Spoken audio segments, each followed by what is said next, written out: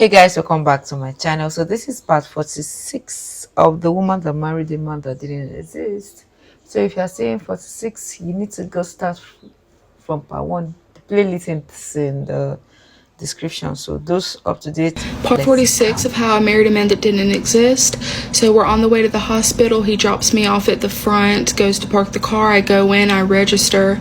We're in the waiting room, me, him, and his mother. He is pacing the entire time. He cannot stand still or sit still. He is giving me anxiety. He's like, I'm just so anxious. I can't be here. Like, hospitals make me anxious. He walks outside a couple times to vape and pretty sure to take a sip of beer out of the car. And he comes back in. Mind you, I am feeling like shit at this point. I don't feel well. The nurse calls me back in to triage, meaning blood pressure, weight, what's going on. They both come in there with me. She gets all the information and it's time for me to go back to the room. The nurse says only one person can come with you. I look at my husband and my husband looks at his mom. And he says, she can go with you. I'm going home. You guys have no idea what that did to me. I was devastated by that. In my worst moment, in sickness and in health, right?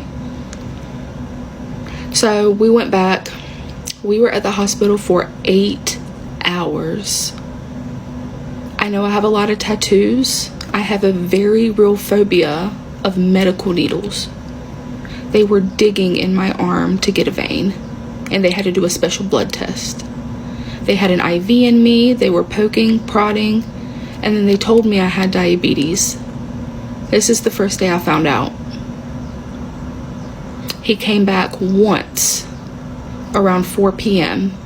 for 20 minutes, and then he left again. He napped. He watched football. He drank beer. While I was in the hospital, scared and alone. Yes, Emily was there, but I wanted my husband. That is his place. That is his job. And he left me there. I was very upset. So that was October 26th. October 28th. It was the middle of the day. I had decided to take a nap. I was still recovering.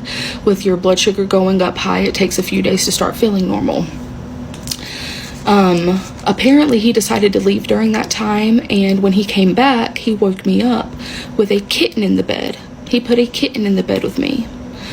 I was like, what the fuck is this? Mind you, I already told you Emily had hella cats. Not to mention my Mango and my Tonka. What are we doing with another cat? You need to take that back.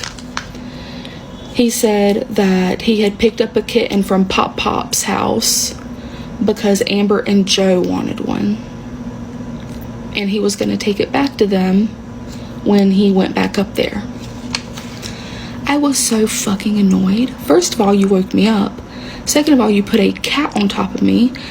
People who were in my live last night, y'all know how much I love cats. This was not about that.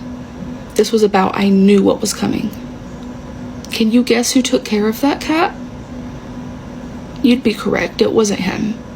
I took care of that cat. The girls took care of that cat. The stepdaughter took care of that cat. Everybody else but him while he played with it and loved on it.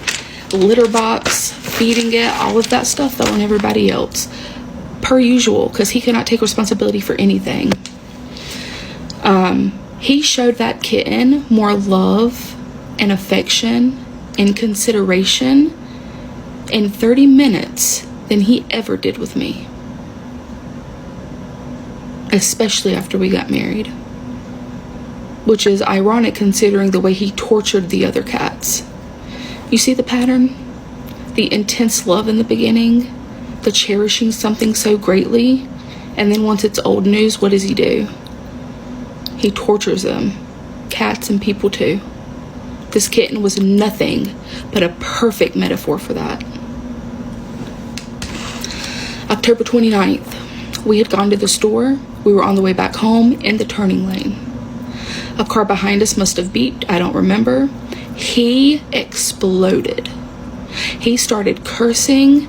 He started making threats. He put my shit in park. We were in my car, and he was driving. And he whipped my door open, and he gets out and he's ready to beat this guy's ass. The things that he was saying, I'm sitting in the passenger seat and my heart is racing. This is scaring me. The guy like shrinks in his seat. Like, I don't want no problems, bro. He gets back in the car and he slams my door so hard he breaks it. Do you know how hard you have to slam a door to break it?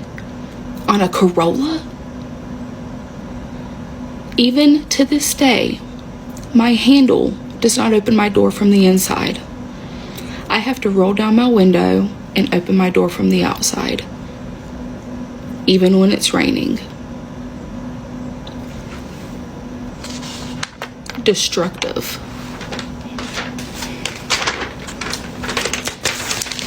So Halloween came and went. He had actually participated, and he gave me a little bit of slack or flack or whatever. He didn't want to, but I got him to dress up. I got him he was in like a safari outfit, so he had on like khaki shorts and like an army green shirt, and I got him like a safari bucket hat, a khaki hat, and I had a leopard print dress that I wore, and I put my hair in space buns to look like ears, and I had leopard print makeup on my face. It was actually cute. Anyway, he actually participated, and we went and took the girls trick-or-treating, and we stayed out for a while. He didn't bitch much. We got some really cute pictures before we all went trick-or-treating, just us together, us and the girls, and then just me and the girls in their costumes. It was a good night. I had FaceTimed my parents. My dad had already texted me on the 25th when he came home, because my dad was so concerned about everything happening, and my dad had been trying to reach out to him. Remember, my dad has had problems with alcohol, and he wanted to talk to him, to comfort him, to try to give him some guidance. He would never pick up the phone for my dad. So anyway, my dad was happy he was home. My dad thought they can fix things. So we FaceTimed them on Halloween night, and I loved when he interacted with my parents. It made me feel whole. So the night ended. We're all sitting in the kitchen. The girls are divvying up their Halloween candy and making trades. And all in all, it was a really good night. I had no idea that these pictures we took on Halloween would be the last pictures we ever took together.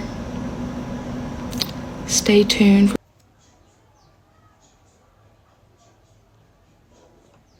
Do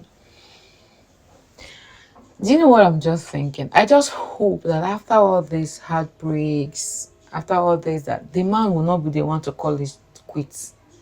Because I've heard a story like this where people told us that it was the man that left. After all the troubles, he's the one that decided to still leave that, oh, I'm tired. Since you don't want to go, I'm tired. For a man to open his mouth and tell you, oh, I'm tired, he must have been doing a lot of things to make you to want to quit, but you decided to stay. Because men, they'll tell you that they will never break up, but they'll do things that will make you want to break up. Because they don't want to be the one to do the breaking up.